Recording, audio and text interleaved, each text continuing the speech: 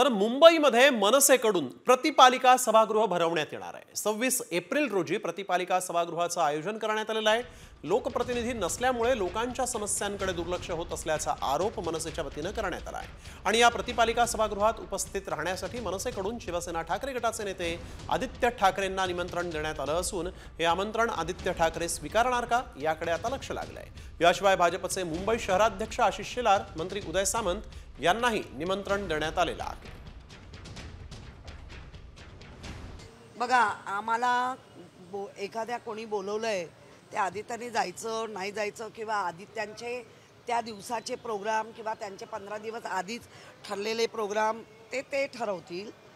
फक्त एवढंच आहे की मनसेनी शॅडो कॅबिनेट केली होती, त्याचं आपल्याला पण उत्तर मिळालं पाहिजे ना, काय झालं।